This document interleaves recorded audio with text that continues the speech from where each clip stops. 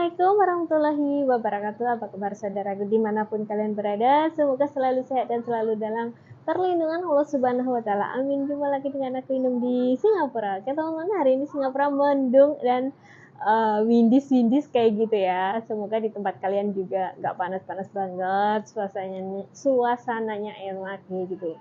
Jadi di sini Inum di Singapura akan share kepada teman-teman bahwa saya akan membuktikan bahwa tidak semua yang bekerja di Singapura itu pandai bahasa Inggris ya, lihai bahasa Inggris ya. Karena kenapa? Tidak semua majikan itu tidak semua helper itu menjaga anak atau menjaga orang yang bisa berbahasa Inggris. Biasanya yang bahasa Inggrisnya kurang mampu itu, bukan tidak mampu ya, kurang mampu itu biasanya yang ngejaga nenek atau kakek, dan keseharian mereka itu bisanya itu bahasa Hokkien. Jadi kemampuan bahasa Inggrisnya itu minim banget gitu. Jadi buat kalian yang tidak mampu atau belum mampu atau kurang mampu berbahasa Inggris dan mau bekerja di Singapura, itu bisa aja ya. Cuman ya seharusnya akan lebih baik kalau kita bisa berbahasa Inggris atau kita menguasai bahasa nasional negara tersebut gitu ya. Jadi ini buktinya bahwa mbak-mbak ini mengunggah statusnya di sosial media, yaitu di TikTok kayak gitu. Kalian bisa lihat sendiri bahwa dia itu ternyata sudah 4 tahun tapi nggak bisa bahasa Inggris gitu. Jadi kalian yang nggak bisa bahasa Inggris itu jangan berkecil hati bila mau bekerja ke Singapura kayak gitu ya teman-teman ya.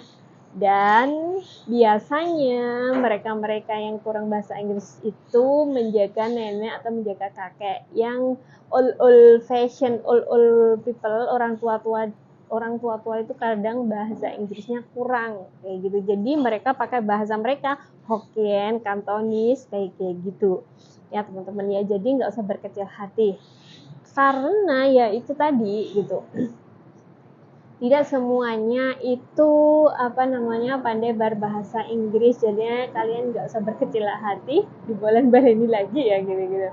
Yang penting kalau kerja di Singapura itu yang penting kalian mantap, sabar, iman.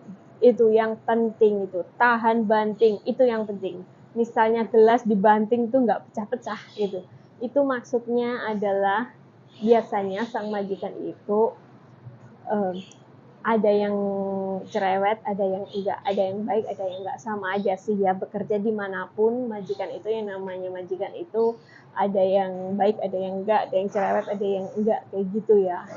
Cuman kalau kalian lebih banyak bersabar, lebih banyak bersyukur, berdoa tentunya. Jadi kalian itu meskipun diomelin kayak apa, kalian tuh tetap kuat gitu. Karena kebanyakan mayoritas helper zaman sekarang itu biasanya majikan kayak gini, majikan kayak gitu itu sudah menyerah gitu. Banyak banget yang putus kontrak gitu, sudah nggak tahan lah, sudah nangis lah. Itu loh yang aku maksud ya teman-teman. Mayoritas itu kayak gitu kalau yang zaman sekarang itu. Padahal kalau dibandingkan helper TKW zaman sekarang dan zaman dulu itu jomplang banget, itu jauh banget itu bedanya. Bayangkan tuh TKW zaman sekarang aja off day-nya sudah setiap minggu, paling enggak minimal 1 bulan sekali sudah keluar. Nah, terus handphone paling enggak kalau memang majikannya pengertian ya dikasih setiap saat lah. Maksudnya ya kalau kerjanya meskipun setiap hari itu kerjanya ya pas waktu jam-jam istirahat kayak gitu, enggak seenaknya saja lah. Zaman dulu helper TKW zaman dulu itu handphone tidak ada, bayangin, off day tidak ada selama 2 tahun. Tapi kenapa mereka bisa bertahan sampai akhirnya berpuluhan tahun di Singapura? Ya mungkin karena sosial media gitu ya. Nah, memang sih sosial media itu banyak hal positif dan negatifnya juga gitu. Namun kalau TKW zaman dulu itu kebanyakan bisa bertahan gitu. sekarang sedikit-sedikit ngadu, sedikit-sedikit ngerengek, sedikit-sedikit nggak tenang, nggak betah, majikan cerewet, kurang makan, ya sama aja sih sebenarnya tuh sama aja. Cuman mereka itu bertahan apa enggak kayak gitu. Namanya juga orang mau sukses, bersakit-sakit dahulu, bersenang-senang kemudian, seperti pepatah kayak gitu ya teman-teman.